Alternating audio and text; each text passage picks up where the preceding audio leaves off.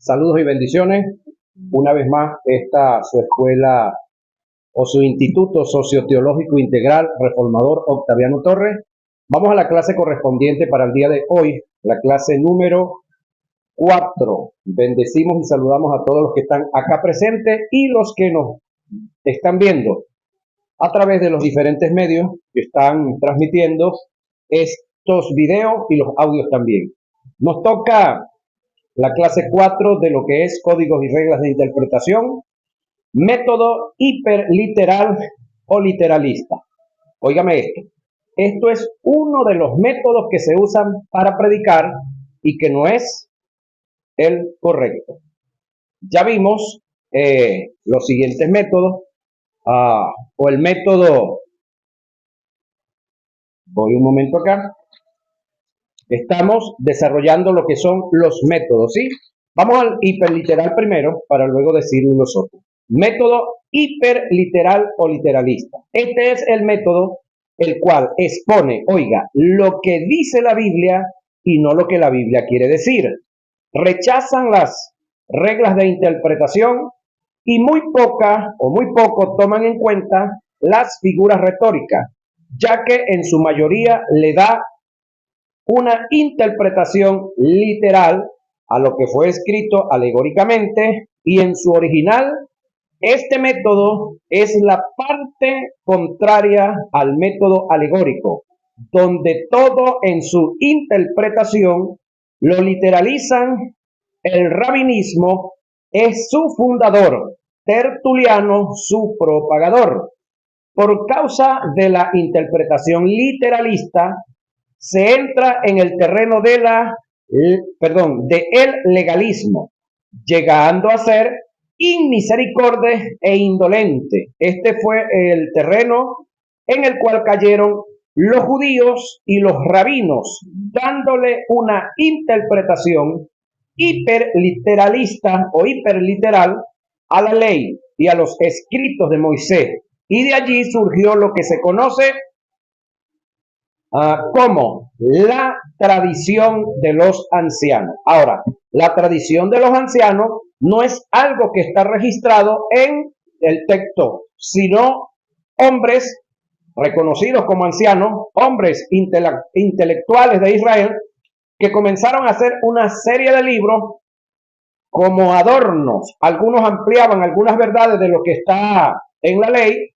pero de ahí también es donde se extrajo aquel famoso voto de Escorbán, donde por causa del voto de Escorbán se violentaba el mandamiento de honra a tu padre y a tu madre para que te vaya bien y seas de larga vida. Es decir, pusieron el voto de Escorbán por encima de el mandamiento que ya estaba establecido. Ese es uno de los graves errores que los rabinos cometieron por causa de ser hiperliteralistas. Ahora, vamos a ver ejemplos bíblicos de cómo se le puede dar una interpretación literaria y torcer así el sentido real de las escrituras. Estando junto a los fariseos, Jesús les preguntó diciendo: ¿qué pensáis del Cristo? ¿De quién es hijo? Le dijeron: de David. Él les dijo: pues como David en el espíritu le llama Señor, diciendo: dijo el Señor a mi Señor, siéntate a mi derecha o a mi diestra hasta que ponga a tus enemigos por estrado de tus pies. Pues si David le llama Señor, ¿cómo es su hijo?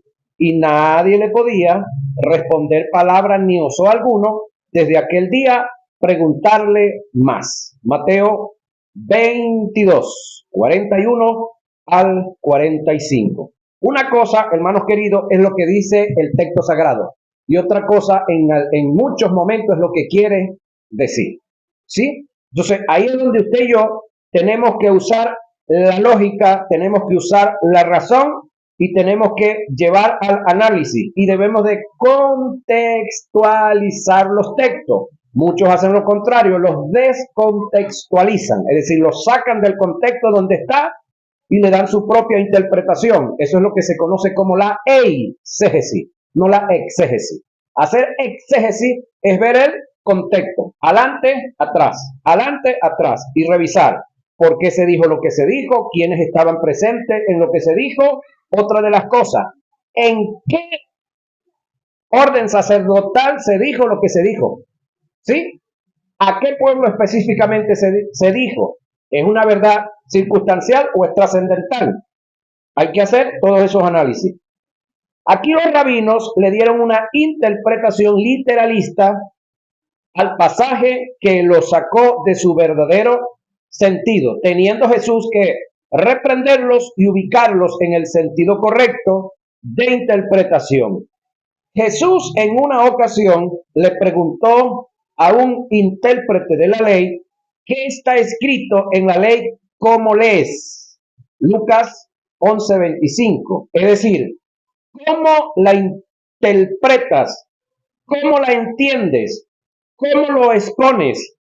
Porque no es tu propia interpretación, no es lo que tú presentas según tu interpretación, es lo que las escrituras quieren decir.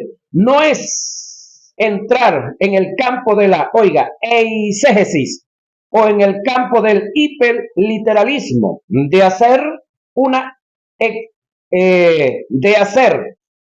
exégesis de las escrituras, extrayendo el verdadero lenguaje o significado. En nuestros tiempos, muchos de nuestros ministros, por usar este método en la interpretación de las escrituras, pasan a ser inmisericordios e indolentes, imponiendo normas y doctrinas, llevando al pueblo a prácticas que no son consecuentes ni relevantes para estos tiempos. Por otro lado, por ser tan legalistas en la mala interpretación, le dan paso a lo que se conoce tradicionalmente como la disciplina. Sin embargo, les aclaro algo, nosotros no estamos en contra de la disciplina, es más, estamos a favor de la disciplina, pero a favor de lo que realmente es disciplina.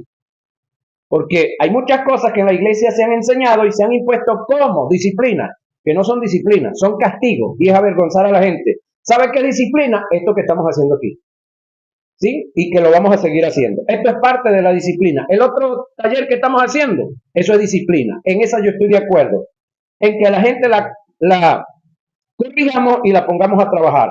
Sin embargo, para evitar malos entendidos, es decir, cuando alguien de entre nosotros es descubierto en algún pecado, ¿qué tenemos que hacer?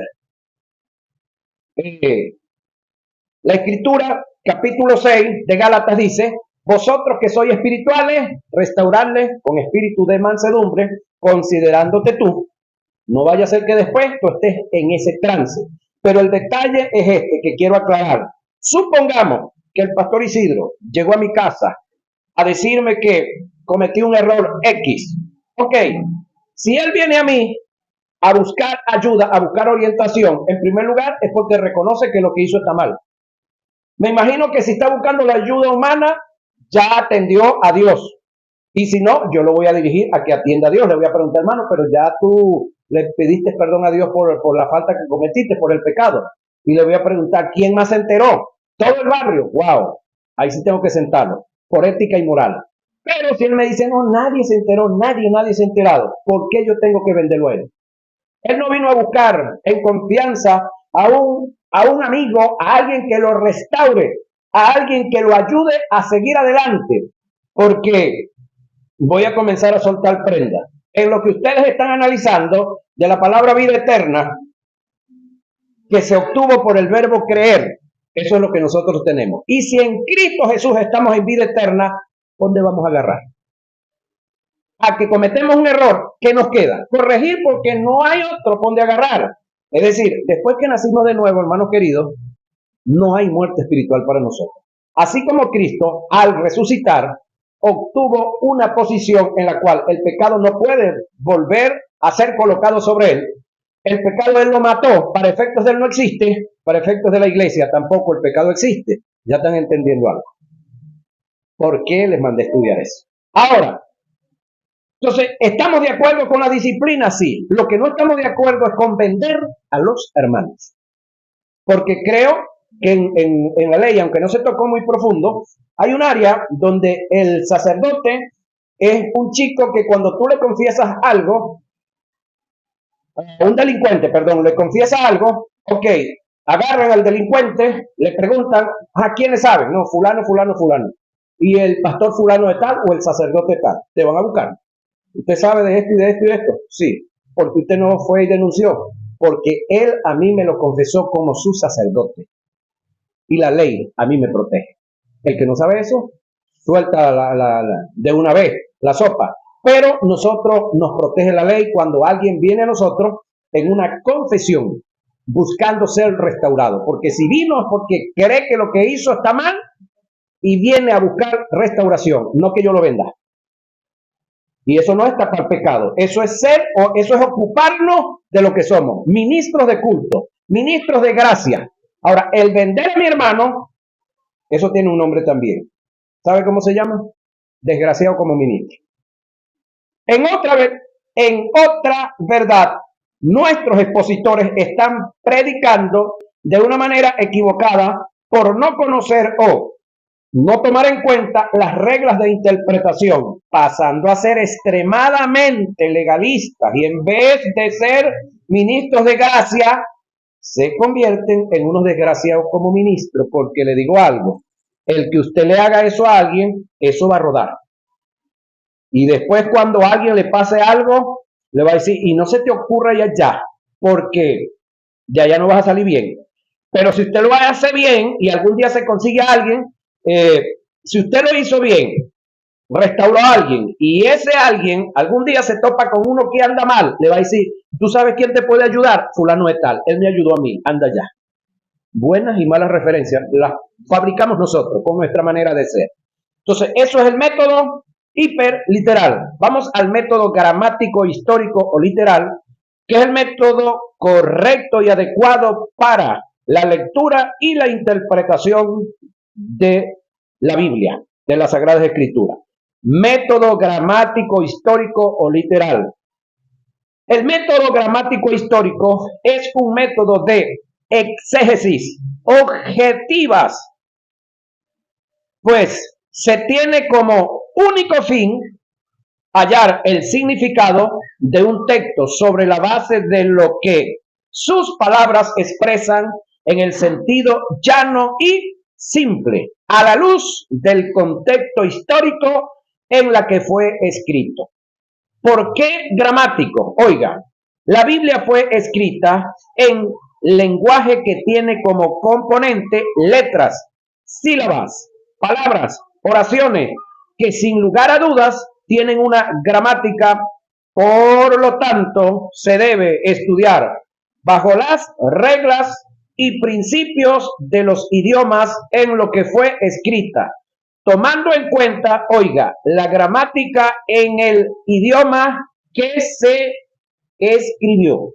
Ahora, usted dirá, bueno, aquí se verá que estamos fregados, porque tengo entendido que la Biblia se escribió en 3 idiomas, sí, en 3 idiomas, hebreo, arameo y griego. ¿Conoce usted alguno de ellos? Medio. Pero a mí me llegó la Biblia, fue en castellano o español. Entonces yo tengo que leerla bajo las reglas del español y del castellano. Ahora, cuando yo entienda la otra, o si Dios me hubiese a mí hecho nacer en esos 2 idiomas, eso es otro detalle. Entonces, ahí es donde usted y yo no debemos de caer en el juego de alguna gente que anda por ahí, que el nombre de Jesús no es correcto, porque Jesús y que es perro salnoso, dicen algunos por ahí, que la letra J apenas tiene 600 años de existencia, esa es otra que nos venden por ahí, y puede que sí, pero ya va, en el idioma que yo nací, que Dios me permitió nacer, y en el idioma que rige esta nación desde hace 300 años, creo, ¿no? No, 500. Sí, 500 años. El idioma que rige esta nación hace 500 años es el castellano. Entonces, mi interpretación debe ser castellano. Ahora, para los hebreos, Yeshua, porque para ellos no existe la letra J, para los hebreos. Para los griegos, el Cristo. Listo. Pero para nosotros es Jesús el ungido. ¿Por qué yo tengo que empeñarme en hablar como hebreo si yo no soy hebreo? ¿Por qué yo tengo que empeñarme en hablar única y exclusivamente como griego si yo no soy griego? Ahora, la base del idioma castellano es el griego, no el hebreo. El hebreo es una lengua que se sigue hablando, pero ha tenido muchos cambios. Entonces, yo tengo que no caer en el juego de esta gente que andan ahora por ahí tratando de judaizar, tratando de que se viva lo que los judíos nunca han vivido, o parte de ellos la vivieron en tiempo, pero que después se descarrilaron. Entonces tenemos el poco de gente por aquí, en esta parte del mundo, queriendo vivir lo que ellos, los originales, abandonaron. No entiendo eso. Ahora, una cosa es que ya yo conozca bien todo lo que es mi idioma y que conozca la Biblia en todo mi idioma y que después me dé el lujo, pudiera decir así, o como dicen los argentinos, el tupé de estudiarlo en otro idioma. Pero si yo no lo he estudiado en la mía, ¿qué carrizo? ¿Qué rayo hago yo estudiando en otro idioma? Son preguntas que uno debe de hacerse. Ahora, ¿por qué histórico? Porque la Biblia relata la intervención de Dios en la historia de la humanidad. Por lo tanto, es de suma importancia considerar en qué momento de la historia y bajo qué circunstancias se escribió y se registró lo que está recopilado en el texto sagrado. Es imposible, oiga, entender un autor interpretar sus palabras correctamente a menos que se le considere a la luz de su fondo histórico, la idiosincrasia, las culturas y sus tiempos, entre otros. La Biblia en su mayoría de sus partes fue escrita en una cultura oriental y es bajo esa cultura que se debe analizar. Por decir algo, cuando Jesús habla de él y dice, yo soy el pan vivo que descendió del cielo, ¿qué sabíamos nosotros de pan acá? No, nosotros arepa. Entonces hay un grupo de traductores de Biblia que les tocaba llevar el mensaje en una tierra indígena donde pan no conocen, arepa tampoco. Todo lo de ellos es batata, ñames batata, todo lo que las raíces de la tierra, todo es batata. Alguien dijo, bueno, si todo para ellos es batata y es una de las comidas más importantes de ellos, hagamos la traducción siguiente. Él es la batata viva que descendió del cielo. Y la entienden más fácil. Si a nosotros nos hubiesen traducido la Biblia diciendo, Él es la arepa viva que descendió del cielo, más fácil para nosotros. Pero bueno, ya gracias a Dios conocíamos el pan un poco. Ahora, en Antioquía se reunieron hombres piadosos y maestros de la palabra, quienes siguieron los pasos, oiga, de Esdras, de Cristo y los apóstoles, en la interpretación de las escrituras. Estos maestros fueron Diodoro de Tarso, Crisóstomo y Teodoro de Mosuestia. Teodoro de Mosuestia fue considerado el más capaz y el más dedicado y el más lógico representante de la escuela gramática histórica. Es prácticamente el escritor más antiguo de hermenéutica. Teodoro aplicó las reglas, oiga, del contexto y el significado de las palabras, la historia, el lenguaje figurado, la gramática, la hilación del pensamiento, el texto con su contexto, las culturas, las costumbres, los pasajes paralelos, la etimología de los términos, el emisor, el receptor, el cronista, la comunicación, la causa de la comunicación, la armonía profética, entre otras. El método literal de interpretación es aquel que da a cada palabra el mismo significado básico, fundamental y exacto, el cual se le daría en su uso normal, ordinario y acostumbrado, bien sea por escrito, al hablar o al pensar. Se denomina método gramático e histórico para hacer hincapié en el hecho de que el significado debe determinarse tanto por la consideración gramatical como la historia. Pentecost, un reconocido teólogo, del siglo XXI cita y enfatiza varios argumentos en defensa del método gramático histórico y lo denomina confiable por algunas razones que a continuación las voy a describir. El significado literal de las oraciones es la forma normal de todos los idiomas. La mayor parte de la Biblia, oiga, el 80% tiene significados adecuados cuando se interpreta literalmente. Este método es el único obstáculo cuerdo y seguro para las imaginaciones del hombre que vienen por causa de la alegoría, es decir, gente que quieren interpretar la Biblia por alegoría. Este método hace prevalecer, oiga, la realidad sobre la forma y la apariencia, por cuanto Dios dio su palabra en inspiración al hombre, es de esperarse que su revelación fuese dada en términos tan exactos y específicos que sus pensamientos fuesen iluminados, comunicados y comprendidos con exactitud cuando fuese interpretado de acuerdo con las leyes de la gramática y la dicción. El método alegórico rompe con los principios gramaticales.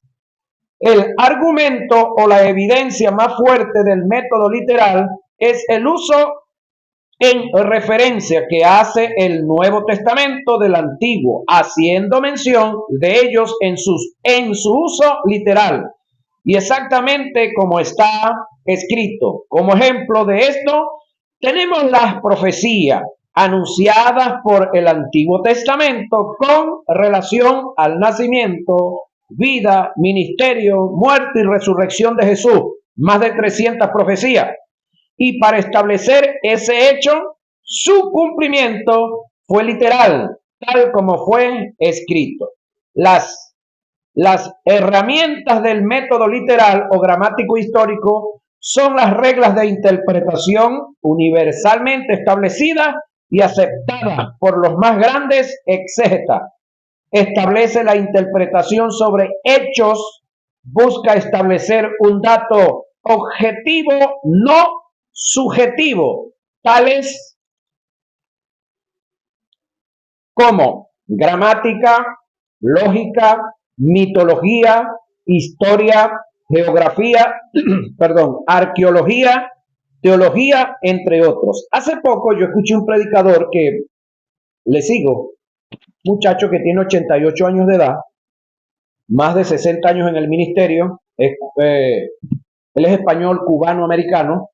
Me llama la atención varias formas de predicar, pero él toca el tema sobre aquel hombre que estaba en el pozo, en la orilla del pozo, y Jesús llega y le pregunta que si quiere ser sanado. Y él le dice, sí, pero es que no consigo a alguien que me lleve y me mete en el pozo cuando el ángel mueve el agua. Entonces el hombre está predicando de ese tema y dice, hermano, hay gente que estudia, ve esto, pero mira, esto no tiene sentido.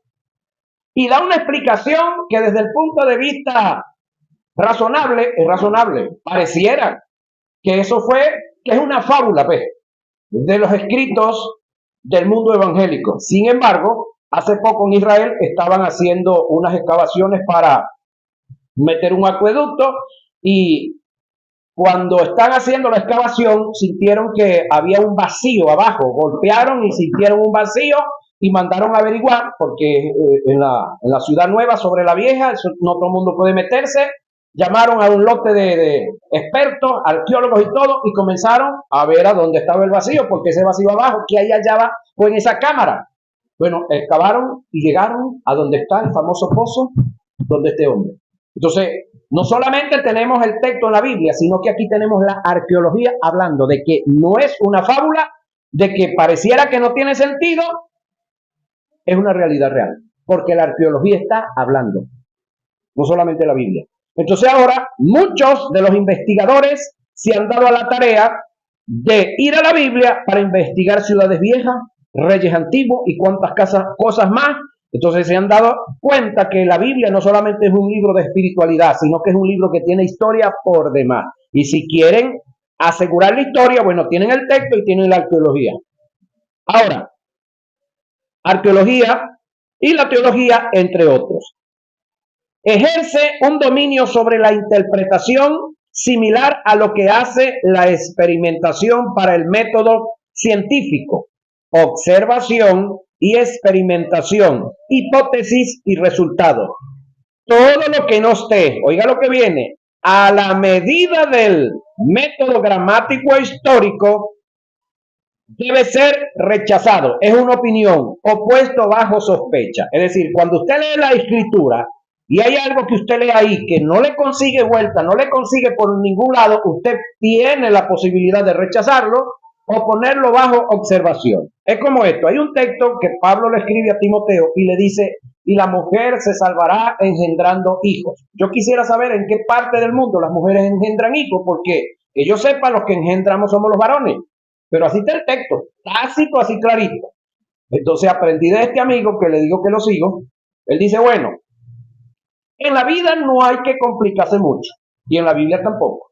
Yo estoy seguro que Pablo sabe lo que le estaba diciendo a Timoteo, y Timoteo supo y se enteró que era lo que Pablo le estaba diciendo. Que yo no lo entienda, eso no tiene nada con mi santidad, no tiene nada que ver con mi salvación, eso no tiene nada que ver con mi prosperidad. Mientras esté así como está ahí, inentendible, esperamos el tiempo de entenderlo. Pero no nos vamos a quebrar la cabeza ni vamos a decir que, bueno, por esto aquí que no se entiende, la Biblia no sirve todo. No, es como algunas personas en el hogar, sobre todo se oye en la boca de las damas, cuando falta, por decir algo, sal, y hay todas las demás cosas en la casa, y dicen: no, no hay ni siquiera sal.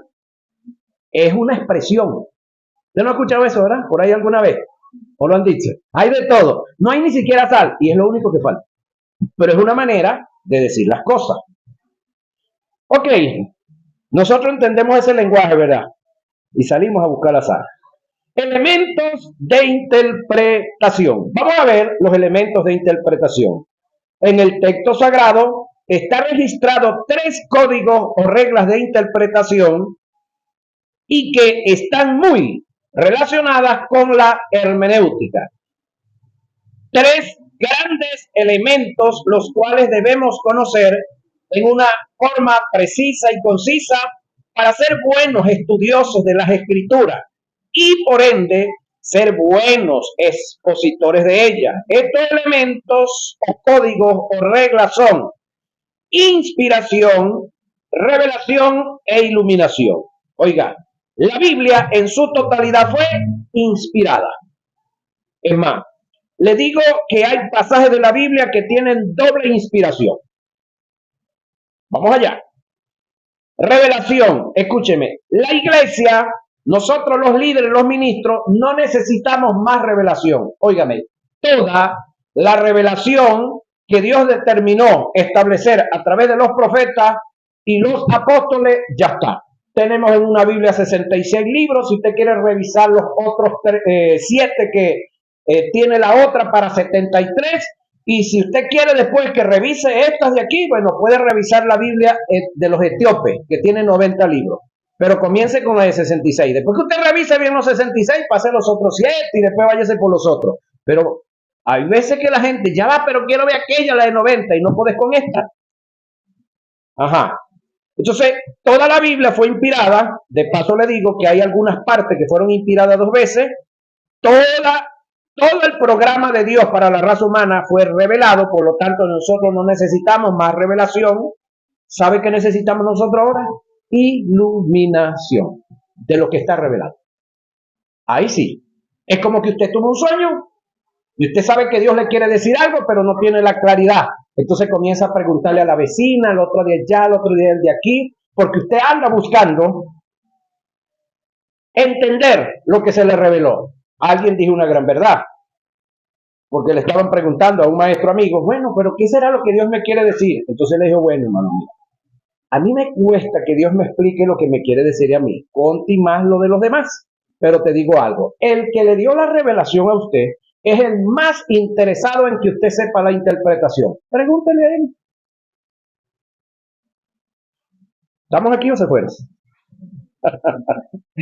Iluminación. Analicemos cada uno de ellos, no sin antes presentar los registros que nos presenta el texto sagrado en relación a estos grandes principios de interpretación. Antes bien, oiga, como está escrito, cosa que ojo no vio, ni oído oyó, ni ha subido en corazón de hombre, son las que Dios ha preparado, oiga, para los que le aman. Si lo dejamos hasta ahí, lo tiramos pescatología. Pero ya va, ese es el texto, vamos al contexto, que es el de abajo, que sigue diciendo el 10, pero Dios nos las reveló.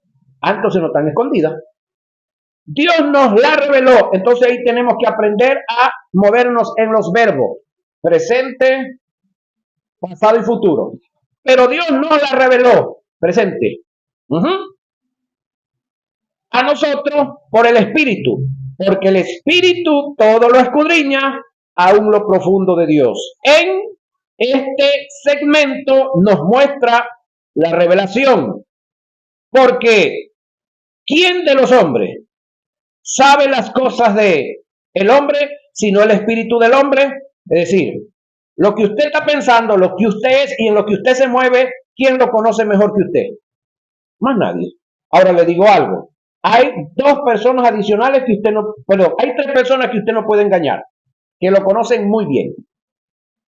Usted mismo, Dios porque es omnisciente, y el diablo porque le conoce sus movimientos, o nos conoce los movimientos de todos nosotros. Entonces el diablo es como no el psicólogo, como el psicólogo el otro, el sociólogo. El sociólogo ve cómo usted se viste, el sociólogo ve cómo usted come, cómo usted se expresa, cómo se corta el cabello, cómo tiene la casa, y ya lo conoce. Y el psicólogo lo escucha hablar y ya sabe qué hay adentro.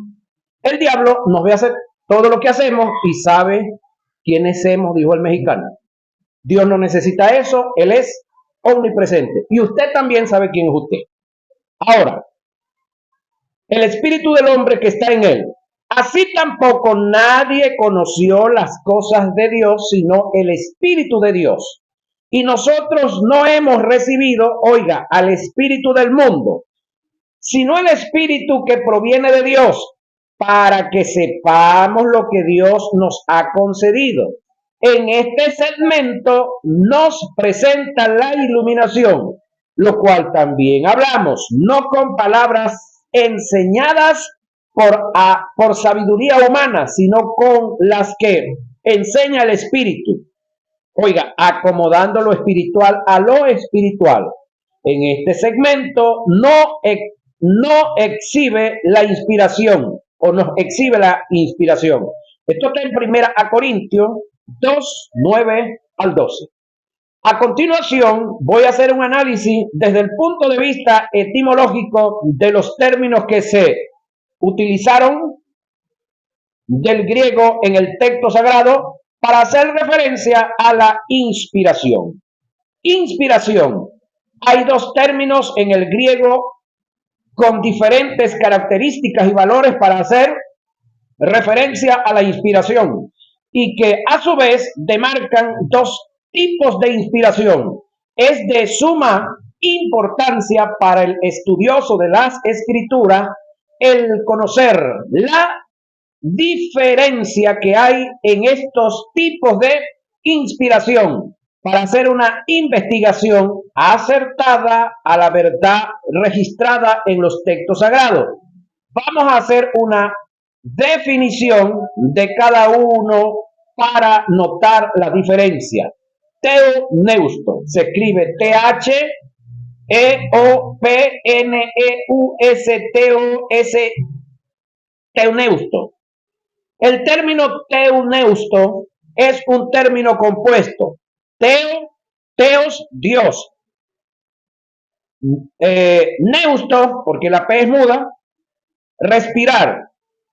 Y el significado se usa o es usado en la segunda carta que escribe Pablo a Timoteo, en el capítulo 3, verso 16. En contraste a los escritos seculares, Este tipo de inspiración, bajo este término, indica el poder sobrenatural que Dios le dio a los hombres por su espíritu para que hicieran registro de las cosas tales y como sucedieron. Oiga, aunque en lo que se escribió de lo que sucedió hayan ciertas contradicciones y mentiras. ¿Cómo así? ¿Hay mentiras en la Biblia? Oiga, hombres dijeron mentiras que fueron registradas por los escritores en la Biblia, sí.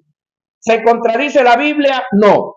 Hombres dijeron cosas que contradicen a otros, se contradicen con otros en la Biblia. No es que la Biblia se contradice porque la Biblia no habla entre ellas.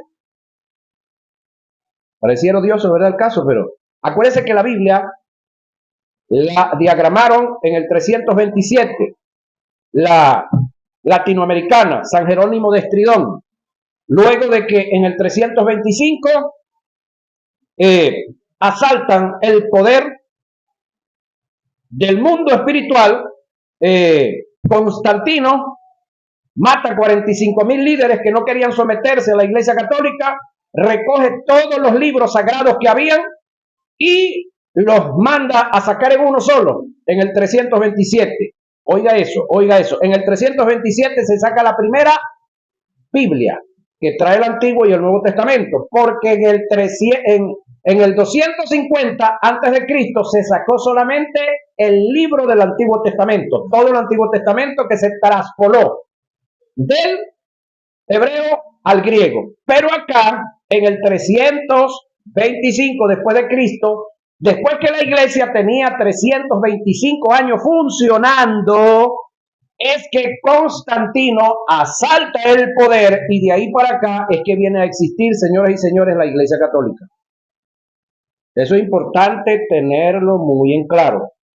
La primera Biblia, la Vulgata Latina, acomodada, diagramada por San Jerónimo de Estridón, en los cuales usted puede leer Primera de Corintios, y Pablo habla en Primera de Corintios de una carta que les mandó antes. ¿Dónde está?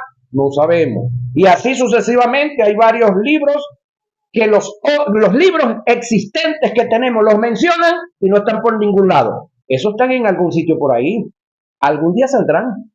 Pero los que tenemos ahí es suficiente para que pasemos varios días estudiando y preparándonos, y si usted los ve como entretenimiento, entreteniéndose, y si usted los ve como aprendizaje, pues aprendiendo también. Y eso depende de usted. Entonces, se registran cosas que los hombres hicieron incorrectas. Es más, escuché un predicador que dijo una gran verdad, que Dios es el ser que se dio el tupé de que los que él mandó a escribir, escribieran todo lo bueno y lo glorioso y lo grandioso de él. Amén. Y todos los errores que ellos cometieron también, para que la gente mire a Dios y no los mire a ellos. Este es Dios. Ahora, hay cosas que varios escritores hicieron y vivieron, que si ellos no lo escriben, nosotros no nos enteramos. Normalmente de la gente, por decir algo, la gente de renombre, Simón Bolívar, la historia se escribe la buena, y las malas acciones de él, ¿quién las escribe? No se nos escriben, pero alguien por allá registra y las dice también, porque no crea que él no tuvo desaciertos, ¿no? Ok. Ahora, cabe aclarar que este tipo de inspiración está de parte de Dios, oiga, dado por su espíritu, en que los hombres escriban exactamente las cosas como sucedieron y se dijeron, aunque en lo que sucedió, de lo que los hombres hicieron y dijeron, se dieron ciertas mentiras y contradicciones. Creo que yo le dije que hay textos bíblicos que tienen doble inspiración. Ya le voy a aclarar esto. Cuando Abraham metió la mentira de que Sara era su hermana, ¿quién inspiró a Abraham para que dijera esa mentira? El miedo. Porque él dijo, si se dan cuenta que ella es mi hermana, es tan linda que me van a matar para quedarse con ella. Entonces el miedo lo inspiró. Esa es la primera inspiración. Pero ¿quién inspiró a Moisés para que escribiera? Esta, porque se cree que Moisés escribió el libro de Génesis, el Espíritu Santo. Entonces ese texto tiene doble inspiración. ¿Quién inspiró al diablo para que atentara en contra de Jesús? El de él mismo. Pero Dios inspira entonces a los que escribieron, en el caso de Mateo y Lucas, lo que sucedió. Entonces esos textos tienen doble inspiración. El diablo se inspira él mismo y luego entonces el Espíritu Santo inspira al que va a escribir la historia de lo que se dio. Entonces, he ahí el detalle de unas verdades que se dicen aquí, que la Biblia en su totalidad no es la palabra de Dios. Y muchos la agarran y la levantan y dicen, hermano, esta es la palabra de Dios. Sí y no. Porque ahí está escrito lo que Dios mandó a escribir, sí. Pero ahí están escritas mentiras y errores y contradicciones y cosas que el diablo dijo que no son de Dios. Entonces, esto le choca mucho porque ellos tienen una idolatría por la Biblia. No, la idolatría no se debe tener por la Biblia. Por el Dios que ministró a través de los hombres que actuaron bien ahí en la Biblia. A él hay que adorarlo, pero a los hombres no. Y a la Biblia tampoco. Ok, cabe aclarar que este tipo de inspiración, hablando de Teoneusto, está de parte de Dios, dado por su espíritu, en que los hombres, esto da la posibilidad de que haya contradicciones en lo que está escrito en la Biblia, de lo que los hombres hicieron y dijeron, pero nunca vas a conseguir una contradicción en lo que está escrito en el texto sagrado bajo la inspiración en Teoneusto de lo que Dios dijo y los hombres hicieron y dijeron, dirigidos por Dios por igual. Nunca vas a conseguir una contradicción ni una mentira en lo que está registrado en las Sagradas Escrituras, atribuido al conjunto de la deidad, ni a los ángeles, ni a los profetas que hablaron bajo dirección de Dios, bajo la inspiración denominada ferómeno. Son los dos tipos de inspiración que hay, teoneusto y ferómeno. Vamos a dar ejemplos de la inspiración dada bajo un teoneusto. Pero eso lo vamos a ver, hermanos queridos, en nuestra próxima clase porque el tiempo se nos fue.